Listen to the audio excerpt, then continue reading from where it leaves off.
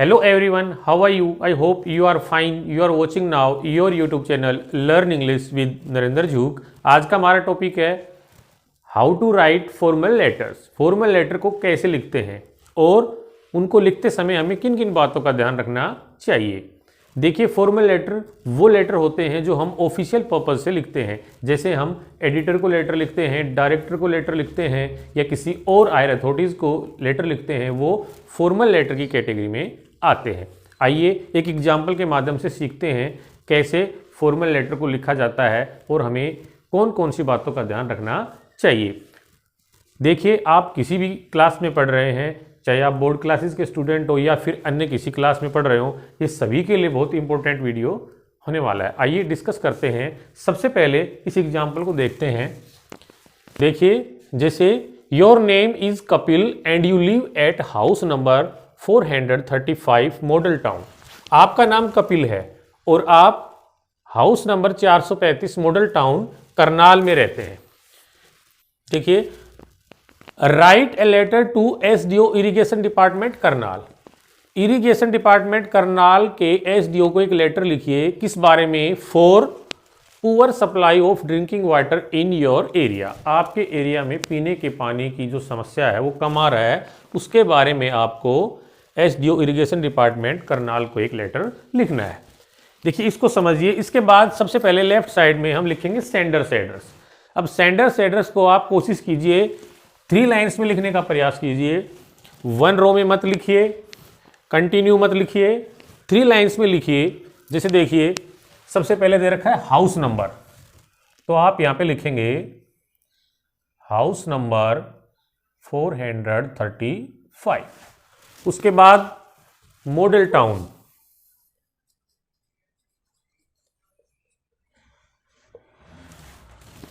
Karnal.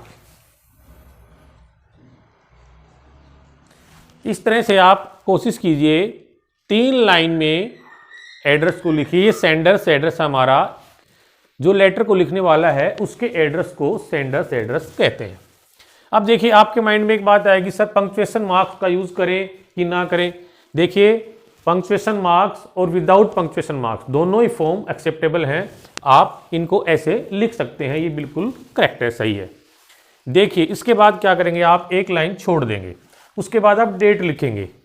Date में 2 format आप use करें, बिल्कुल परफेक्ट है वो। पहले मंथ का नाम लिख दिए, उसके बाद डेट और फिर ईयर, या फिर सबसे पहले डेट मंथ ऐसे लिख सकते हैं। देखिए, जैसे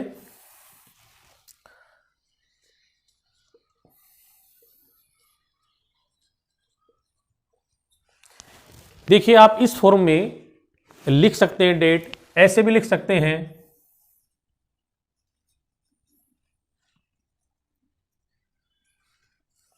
जो आपको सही लगे इनमें से आप वो ही फॉर्मेट आप यूज कर सकते हैं, लेकिन आप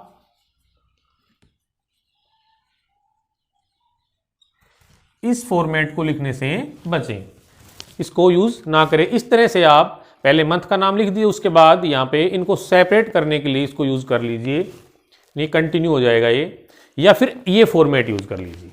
तो डेट का फॉर्मेट आई होप आपको क्लियर हुआ होगा।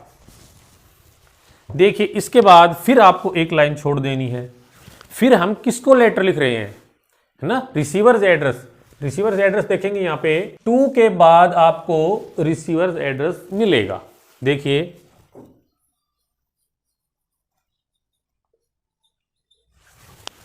जिस भी अथॉरिटी को आप लेटर लिख रहे हैं उससे पहले द यूज कीजिए। फिर उसके बाद सेकंड रो में डिपार्टमेंट कौन सा है वो,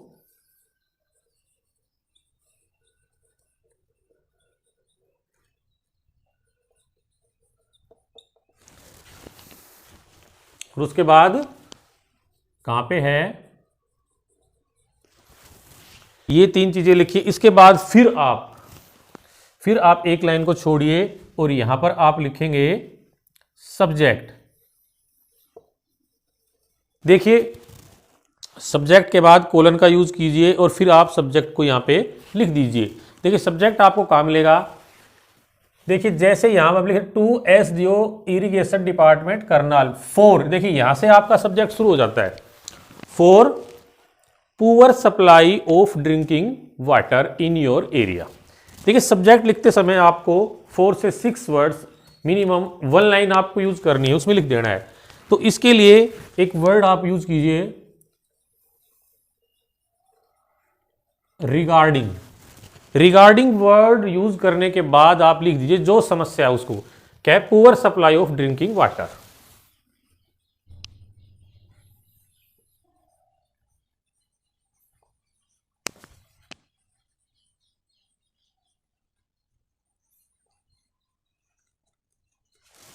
ये आप सब्जेक्ट लिख दीजिए यहां पे। सब्जेक्ट लिखने के बाद फिर आपको एक लाइन छोड़नी है सैल्यूटेशन लिखने के लिए, और उसमें आप क्या करेंगे, रिस्पेक्टेड सर। इसके तुरंत बाद आपको बॉडी ऑफ द लेटर को स्टार्ट करना है। देखिए पानी की समस्या है, हम हायर अथॉरिटी को लेटर लिख रहे हैं तो उनका ध्यान दिलाना चाहते हैं इस तरफ, तो इसके लिए आप यहां पर ये लाइन लिखिए,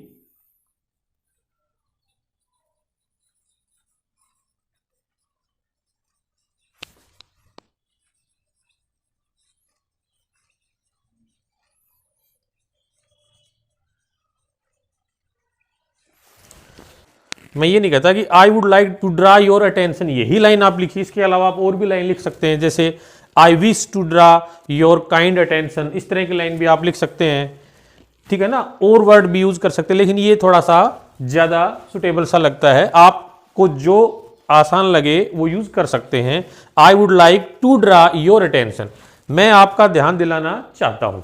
देखिए फिर इसके बाद आप यूज कर लीजिए टुवार्ड्स, किस ओर। फिर आ जाइए आप सब्जेक्ट पे, towards poor supply of drinking water, ये इसमें आप ऐड कर दीजिए। इसके बाद आप जो सब्जेक्ट में हमारी ये लाइन आई है poor supply of drinking water, ये आप यहां पे लिख दीजिए इस लाइन में। ये हमारा इंट्रोडक्शन हो गया।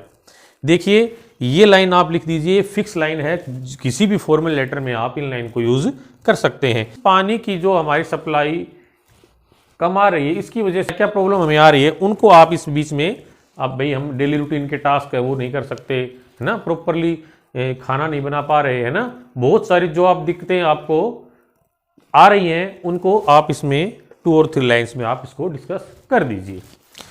फिर उसके बाद आता है क्लोजिंग पैराग्राफ। अब उसमें आप क्या करेंगे, देखिए देखो अब इसके बाद मैं यहां पे लिख रहा हूं, इससे अगला देखिए,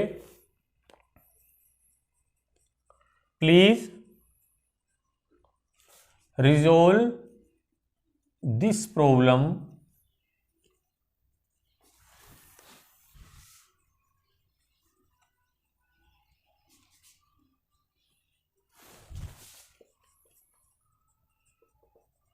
पॉसिबल। देखिए लास्ट में हम लिखेंगे please resolve this problem as soon as possible. I shall be thankful to you. Closing paragraph में आप इन लाइंस का यूज करेंगे। देखिए सबसे पहले आप ये लाइन लिखेंगे, फिर बीच में आप डिस्कस करेंगे इसकी वजह से आपको क्या दिक्कत आ रही है, क्लोजिंग पैराग्राफ में इनको यूज करेंगे, और फिर यहां पे आपको एक लाइन को छोड़ देना है। फिर लिखेंगे आप थैंकिंग यू